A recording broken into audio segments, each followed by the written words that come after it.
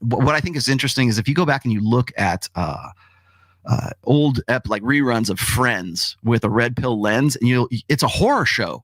Because you go, oh my God, I can't believe that this is why is there a laugh track to something like this? We're like from a red pill perspective, when you look at the situations that were very funny in 1996, 97, 98, whenever, Friends was at its apogee, right?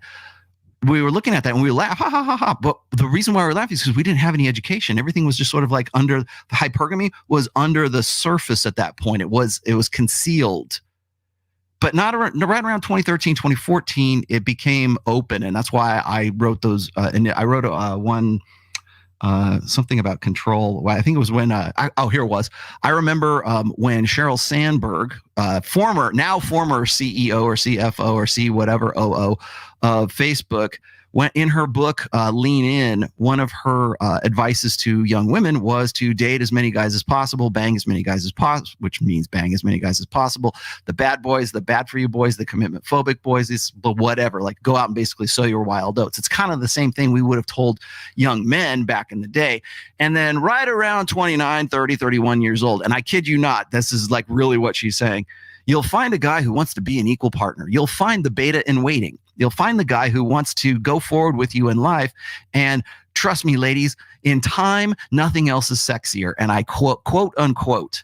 And I saw that and I go, this is hypergamy. It is open. It is out in the open right now. Find the guy who's the alpha seed. Use your 18 to 28-year-old hoe phase, your party. And again, not my words, popularized by 304s. I call them the party years as far back as 2015 in my second book in preventive medicine. But it's the hoe phase, essentially, was what it is. It's 18 to 28, and that's when women are at their sexual value peak years. And during that time, it's like explore your options and find the guy who, try to at least, find the guy who is the best option in terms of the fun guy that you might be alpha widowed from, the hot guy in the foam cannon party, and try to match him up and lock down that guy who also has potential and who also has long-term security potential. And if you can't do that, well, then right about the 29 to 31 years old in the epiphany phase, then get right with God and then do things the right way. And then find a beta who will jump through the hoops and will obey the rules that you're making for him so that you can then go forward with your life plan. It's nothing to do with the guy. There's nothing mutual in open hypergamy. It is get yours. It is you're out for you, girl. That's essentially what hypergamy is. And you want to know why marriages today are like why we're at where we are as far as intersexual dynamics is concerned, why we're where we are right now. It's because we live in a gynocentric social order, and we have been so for a very long time. But we've become so efficient at open hypergamy that we don't ask these questions anymore. What about the guy? What about his interests? What about his needs? What about his desires? What about his ambitions? What about where he's going?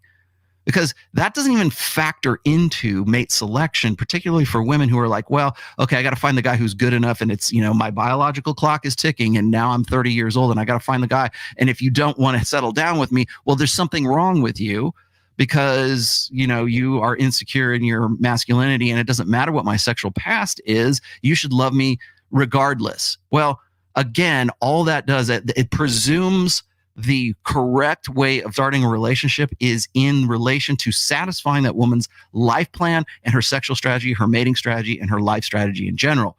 If the man is unwilling or unable to fit into that, either shame him or you move on, or you don't deal with that, or you find a book that sort of strokes your ego into your 30s and blames your inability to actually form lasting, healthy attachments to men on men themselves. They're infantile. The men that I want to be with, the men that a gynocentric social order has told me that I deserve for a very long time, those guys are not forthcoming, so it must be their problem. It is never self-analysis. It is never insight. It is never anything other than, well, this is where I'm going, and if you're not on board with that, if you don't want to cooperate as a guy, there's something wrong with you, because this is the correct way. This is what I ought to be doing. And you could see this manifested in interviews and talks just like this. Does it hit you? Does it hit you the same? Nah, it's definitely not the same. It's not the same. It's not. And the whole world doesn't do this to you, and you're not judged by it, and then you're having your life ruined by it.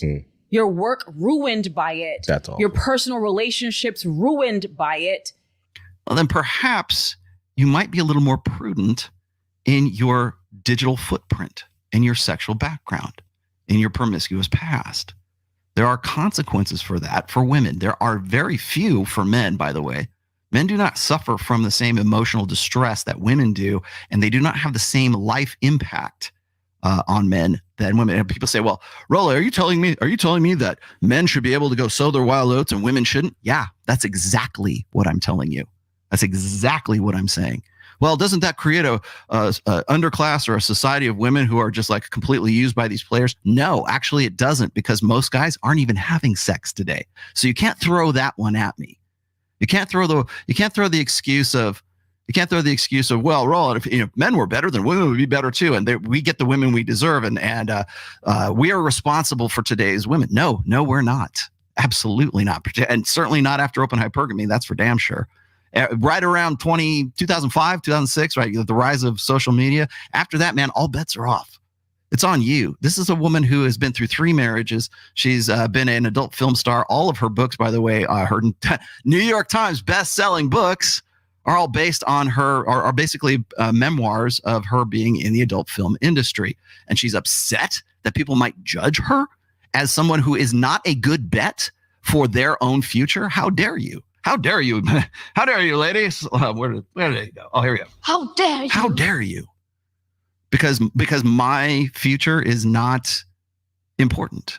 My future happiness, my future success, my future, healthy attachments and healthy relationships, and the kids that might come out of that, I should not be concerned with those things.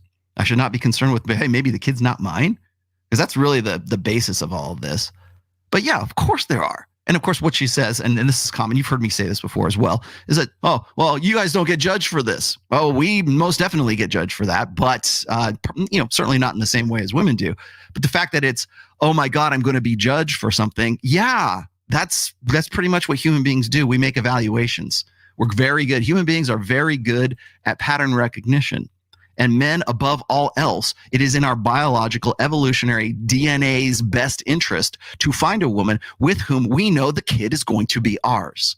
That's why slut shaming exists. And it's not because of men. It's because of women. Women understand this dynamic. They understand that if I disqualify this bitch from the sexual marketplace, that means I get Michael B. Jordan.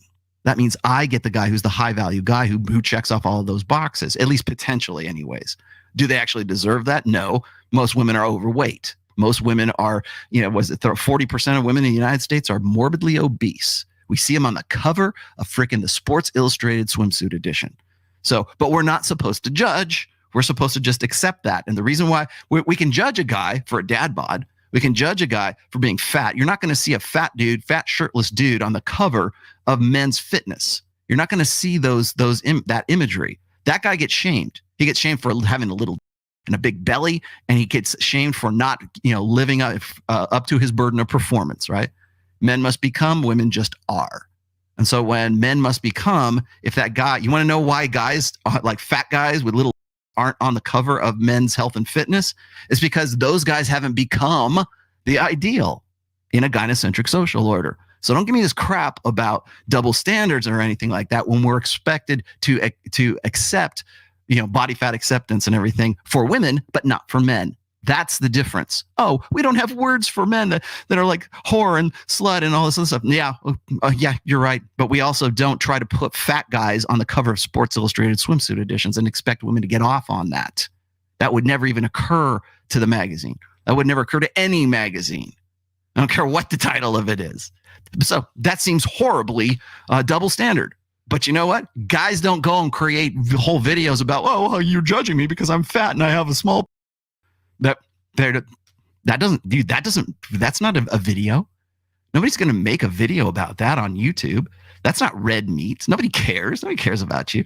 It might be a funny, Saturday Night Live skit, but it is sure as hell never going to be a very popular viral video on TikTok or wherever else. So when you want to talk about double standards, there are far more double standards for men than there are for women. But the only one we are ever going to be aware of, in fact, when we say double standard, that's what we think. We think of slut shaming.